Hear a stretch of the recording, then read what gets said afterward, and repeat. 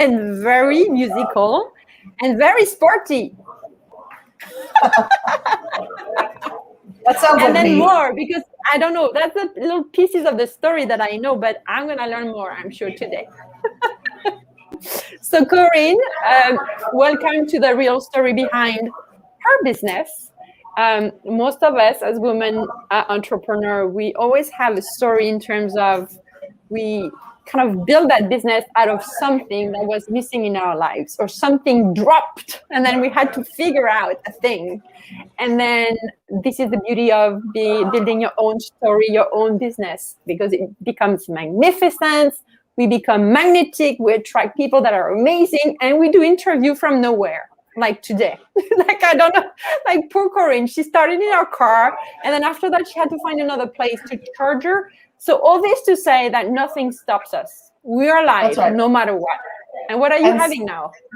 See, in my new location, I ordered a chocolate milkshake, which looks delicious, doesn't it? So I'm coming to you from the Easy Street Diner in Halifax. I love it. So we hear an echo. So maybe what we can do is to either switch off one of your device, and it's maybe your phone. If you switch off the sound, not the phone, just the sound. I think it's still, people can still hear you. It's just because I can hear an echo. I think it's better. So tell us who you are, Corinne, before we start. Who you are and who you serve in that beautiful life. Sure. So I'm originally from Cape Breton Island in Nova Scotia, but I have moved to Halifax. Although I like to still retain my Cape Breton citizenship. I like to point that out to everyone, even though I've been living in Halifax for quite a while now. I'm a mom of 2 teenagers, and I've been a lawyer since 2002. I recently, during the pandemic, adopted a puppy. So I'm also one of those people that has a pandemic pup. So even though the teenagers are very self-sufficient these days, the puppy, not so much. So that's a little bit about me. And I, part of my brand is fun. So I just put that out there because I think a lot of times people hear lawyer and then they almost like they're repelled by the word lawyer, even thinking about legal issues. So some people have called me a fun lawyer, so I'll go with that. I was about to say that. You are a fun lawyer. And you are like, yeah, that's exactly what you are. Yes, you are. So tell us more about who you serve before we start the story part. Sure. So I really have a passion for helping small business owners, and that's always been the most fun that I've had practicing law. So small business owners, entrepreneurs, and primarily women. So what I found when I was in a traditional law practice was that I didn't have all the tools to serve them very well. So that's really why I started my online business that I have now, where I provide legal courses and legal templates for Canadian online entrepreneurs. Yes, and I love your library, by the way. Yeah, so it's very much, I'm very practical focused. Again, I know that you don't become an entrepreneur to go to law school. What I actually want them to do is help them solve their problems. So I try to help people solve their real life, everyday legal problems with easy to digest solutions. Yeah, and this is amazing how you do it, by the way. You help me a lot. So let's dive in. The little girl in Cape Breton. What was the thing that went between you, maybe the age of 5 and 10? What was the thing you loved to play with or do? Do you remember that? Absolutely. I mean, I was always a kid who loved sports. I loved every sport. It didn't even matter if it was a real sport or if it was a sport that the kids in my neighborhood made up. But I was always very adventurous. So it was every sport. I did like sailing. So I actually did like sailing races where I would go out into the ocean much further than my mother liked me to go. I always played basketball. So that was around the time that I started playing basketball. But I played anything, soccer, baseball, hockey, on ponds. So I just liked, what I liked about sports was teamwork, the teamwork aspect of I was always more attracted to team sports than individual sports, but I also liked that you were always challenging yourself. It was always like a new adventure. So, yeah. Yeah, so how did that inform or shaped the lawyer and the legal guide that you are for business entrepreneurs, would you say? Well, I think being part of a team, it's really, that's kind of, I take a much more team approach even now, being a I think I like to think about myself as being on the same team as my clients, you know what I mean, rather than them just coming and hiring me. And I think you also, there's a lot of, some feedback in sports is very explicit. Sometimes the coach is yelling at you because you're not standing or skating where you're supposed to.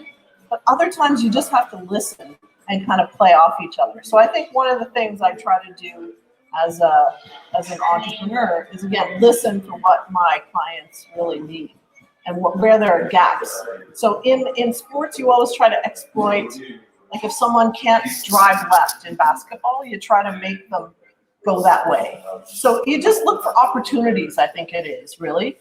So I think that helped me to look for opportunities and look for ways to improve. I like that. So I'm still always looking at that. Yeah, that makes me think of either, say, in the hockey world, and I know that you're in the hockey world too, right? That you have to follow the puck. What's that thing? I'm so not in hockey. The puck, yeah. Yeah, that's a puck. And they say you have to go to where the puck is going to be. Like, not where it is. You should skate to where the puck is going to be. So that's really, and that's what Wayne Gretzky, again, I know you immigrated to Canada. No, but I know him. I interviewed him. You did? Wow, that's cool. I've never interviewed him. I did get to shake his hand once at a golf tournament. But yeah, so he said you should skate to where the puck is going to be. And I guess that's a little bit what I've been trying to do in innovating in the legal space. Like, what do clients really need? Not like how did lawyers do it 50 years ago. Yeah, I love it. Okay, awesome. So on that note, before you, you said that in 2002 you became a lawyer, right? And then after that you open your own practice as a legal guide. So tell me more about, what was your most burning desire before starting your business? Because, you were already a lawyer, you were already helping people. So what was the thing that you wanted to do that became a business? Right. Well, I started my legal career actually at a very big law firm. It was like one of the top 20 biggest law firms in Canada. And I think I learned the technical skills there, but again, I just realized that they weren't a great match for the clients I wanted to serve. So it was like, I live in Halifax. So I used to say it was like trying to drive a Ferrari down Barrington Street, which is one of the main streets. Like, we had a very big engine, and we were trying to, it wasn't always the right tool for small businesses. So between that and just, it's a very, very demanding job being at a big law firm. You just have to work lots of hours. There's no real two ways about that. So I wanted a more balanced lifestyle, and I also wanted to serve. You realize you spend so much time in business with your clients. You want to make sure that you can serve them properly. So I just needed to create a new business model to serve the people who I really wanted to serve. So I really had a moment in 2010 where I said, okay, I have to do something different. And that's when I left my big law firm job. I love how you made a decision about your lifestyle, and then how can you fit what you like to do as a job into your lifestyle. That's a big leap. Yeah. Well, I don't know if I've told you this before, but I actually wrote a song a couple years later called My Soul Sucking Situation. And I do play that for groups of entrepreneurs, that song. But I think sometimes you just feel it in your gut, like this is not working, this is not going to work. A lot of people that leave a corporate business, they just, you have that very gut feeling that, I just have to do something different. And then at the same time, again, I saw an opportunity to do things differently. So I think those two things, kind of came together. But you do have to listen to your gut sometimes and think about what makes you happy. how do you have what's your routine around listening to your guts? Like, what is a thing? What is a sign for you that you need to listen? Well, I mean, I think a few times over my lifetime, my body has just kind of told me in sometimes subtle and not so subtle ways, like, this is not working for you. At one point, this is in my younger years, I got an ulcer. So you know what I mean? When your body starts telling you, there's something, it sometimes needs to kind of smack you over the head and say, okay, this is not working. But again, I think just when you wake up in the morning and you don't want to go to work, like, that's a good sign. Like, it's not just the Monday feeling. It's like this continues over and over again. You have more days that you don't want to go than you do want to go. You just don't feel fired up. Yeah. I don't know. I think aging actually helps too. Like, I'm now 50 plus. I don't know if you can tell. The oil of Olay might be helping me a little bit, but there's a certain amount of wisdom that comes with age. We have to cling to that anyway. So I think, again, when you're 20, you might not have those skills yet that you do at 40 to listen to your gut. I don't know. Although I try to tell my teenagers they should also listen to their gut. But I think it's a learned thing over time.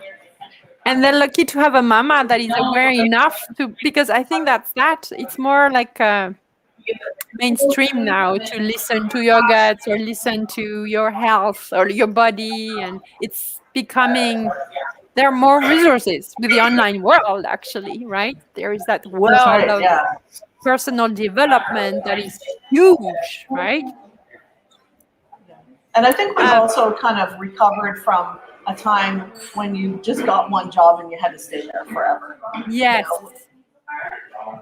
Totally. Yeah. Hello, Hélène. So Hélène would be so familiar with that topic. Yeah. Oh, I'm so glad you're joining, Hélène, because you're going to love what Corinne has to say about, building a life on your own term based on how you feel, who you are, and what you want to build for your clients. So now you're a lawyer, but it's not the right fit, and you want a lifestyle that you want for your family. You decide that I'm gonna build my own business, still in the legal world.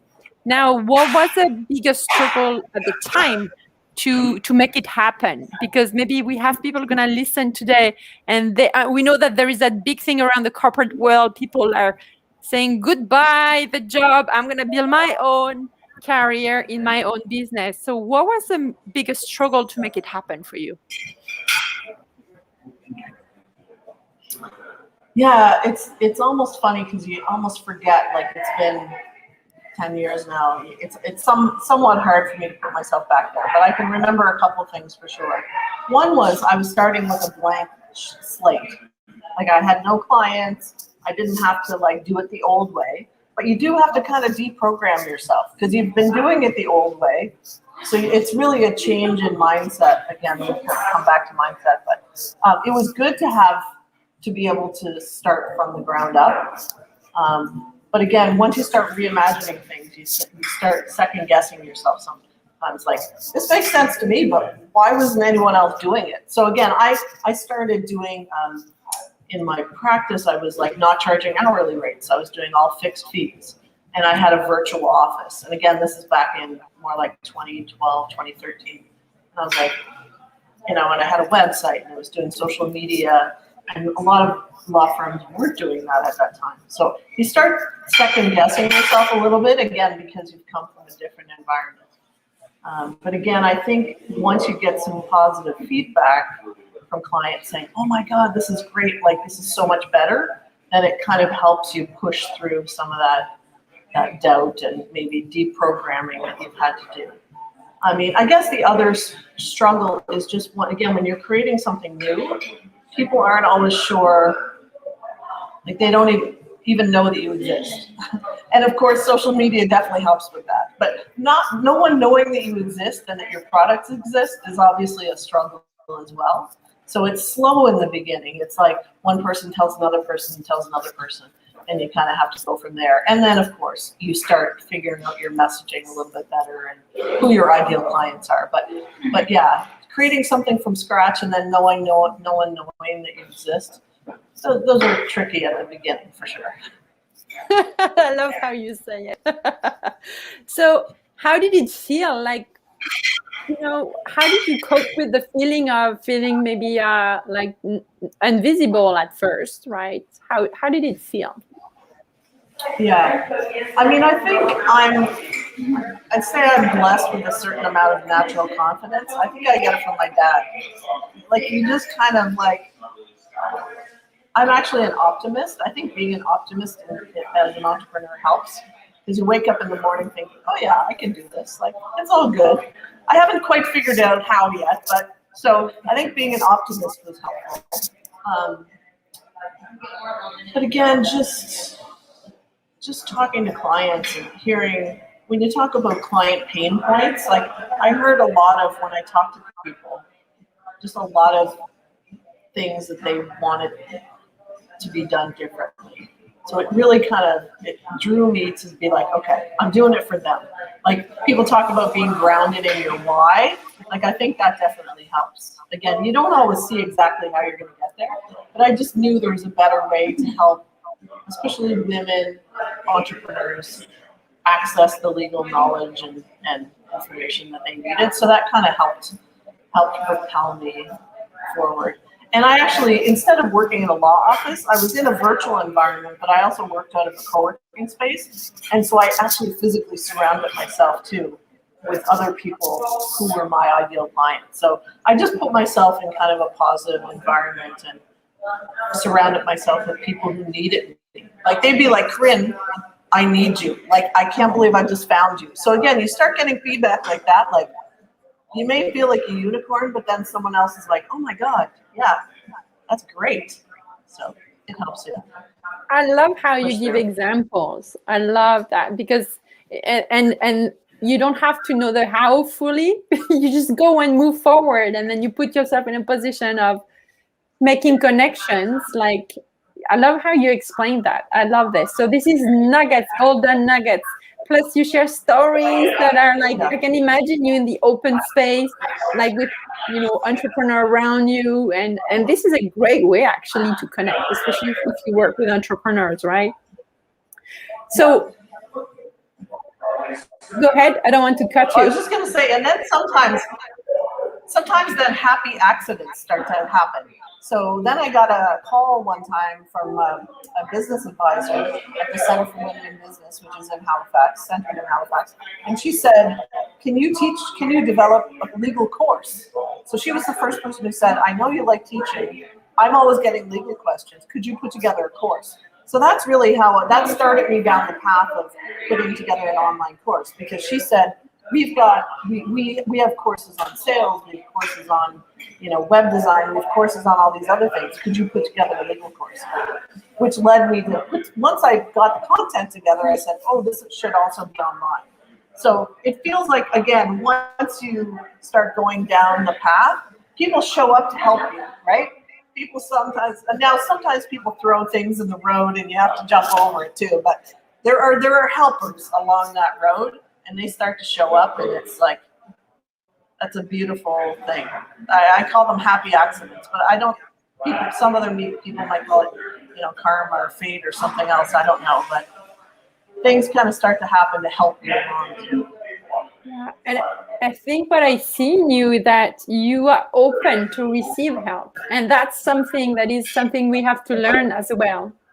And so it's your receivership that served you, because you did connection, because you call that happy accident, but it's also you deciding I'm open, right? So I love that. It's a great advice, because it's so much easier when you get help.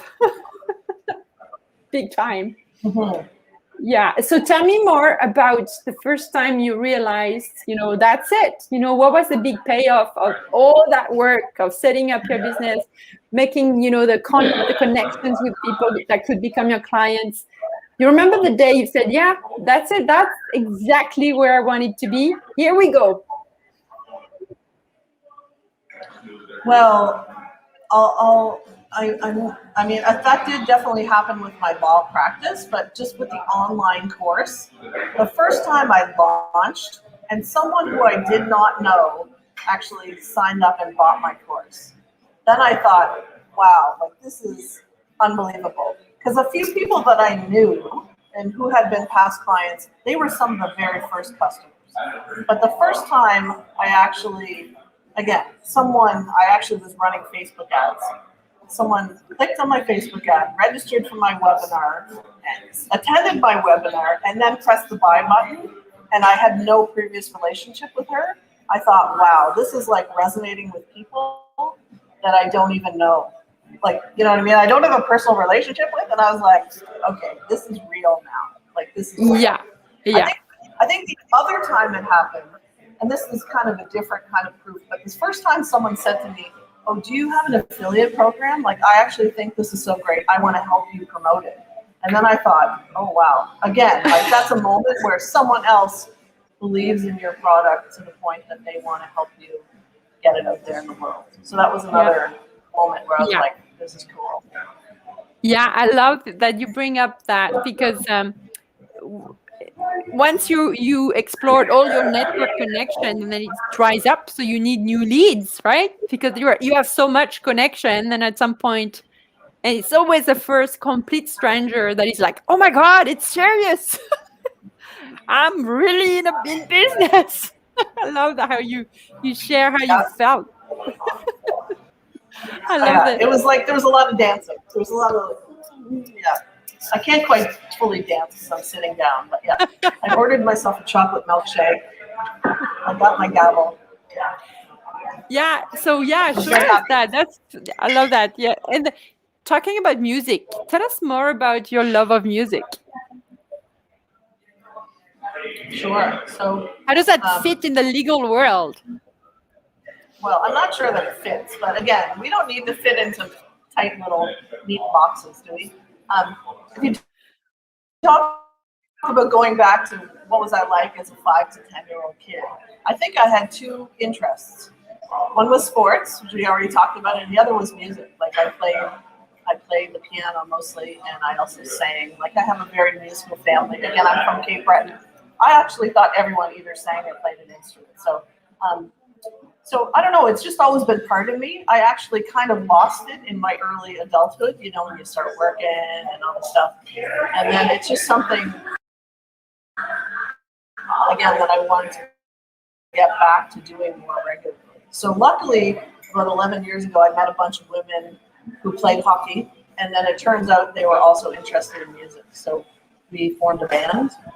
And so every Tuesday, we actually have band practice and play. We play for different groups of people. And that's really been, again, a great way to do it regularly. Like to do something fun that I really love on a regular basis and kind of incorporate it into my schedule. So it just, I'm happy. Like, actually, it's funny. One of my friends one time was watching me play the guitar and sing, and they're like, that is your happy place. Like, they actually said that to me. Like, you're playing your guitar and other people are singing and it's kind of a group, and that's your happy place. And I'm like, yeah, you're probably right. So it doesn't necessarily fit neatly with being a lawyer, but I've actually started to incorporate that in, especially in teaching. So like I'll sing a song and then talk about copyright law and how you can protect your content and, you know, all the things about copyright. So, I love this. I like that you bring your... It's just part of, I guess, my personal brand. Yeah, definitely. Because I remember the first time I found you, it was on YouTube. You were at a guitar singing, and I'm like, "Oh, is it the same lady?" And yeah, it was you. I loved it. So yeah, you never quite know how things are going to fit together. Tell me more about. I have two more questions for you. What are your biggest fears as a woman in business? I think one of my fears is just that. I think one of my fears is just the very common fear that people aren't going to want to buy what you made. You know, so I think I'm always conscious of making sure that people out there still want what I'm doing. But I think, like many women, I just have a fear of putting myself out there. I know I'm extroverted. I don't mind getting on camera, but I'm still holding back. Like sometimes I still know that I'm holding back because I'm not going on I'm not showing up live as much as I should, or I'm not sending out as many emails or blog posts or all that kind of stuff. So I think my fear is that people will think I'm full of myself or something like that. So I hold back a little bit. You know what I mean? I think that still is one of my fears, is that I'm going to be everywhere, all over social media, all over people's email inboxes, and it's going to be too much. But, again, I think you realize that it may feel like a lot to you, but to them, they're not always paying attention. So it's not that they see every social media post or read every email. Yeah. Okay, so I guess you answered my question. I wanted to ask you what's your relationship with social media, but you're talking about that you've been using social media for a long time, even advertising, as you were saying, right, for your webinars. Yeah, Can you hear me? yeah. I mean, I think social media, especially, I can hear you. Okay, good. Especially in the early days, social media was. Sorry, can you hear me? Okay, we've got a delay, I think. So social media was key. When I talked about like no one knowing that I existed, social media definitely helped with that awareness piece, especially because I knew a lot of people, like either personally or in my past role at the big law firm, but then I could kind of connect with them on social media and actually tell people what I'm doing now.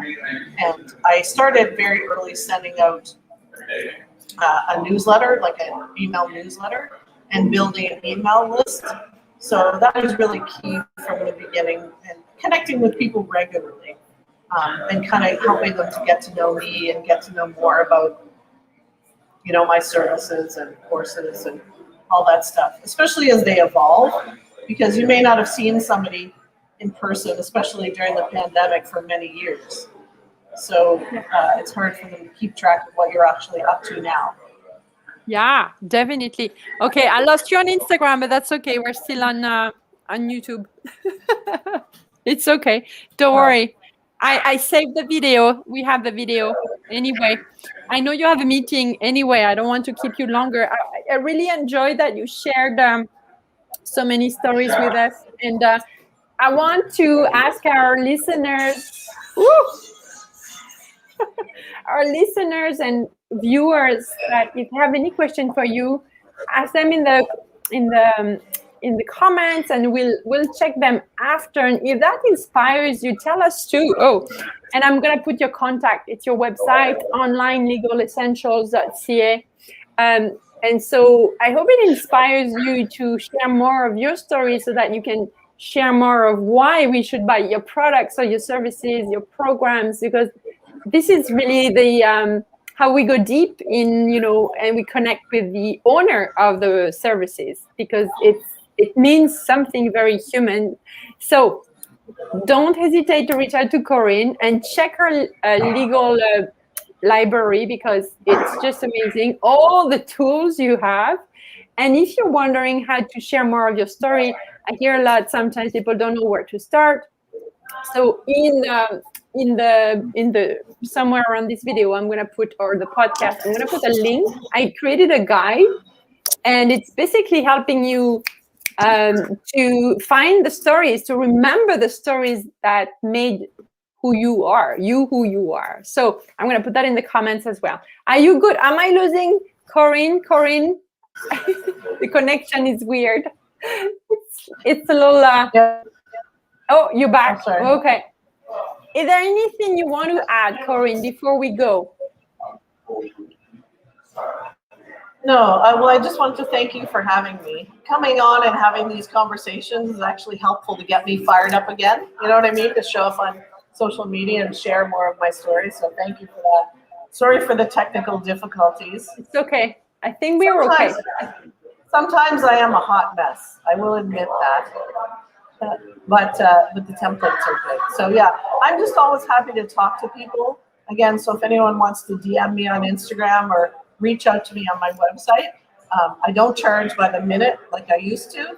So yeah, I'm always happy to have those conversations, and especially learn about what people are doing online and what they might need. So awesome. Thank you so much, Corinne, for taking part to the real story behind her business. I love to hear from all of you. Amazing, inspiring women. So thank you, and see you around, hopefully someday in Halifax. okay, thank you very much. Bye. Bye.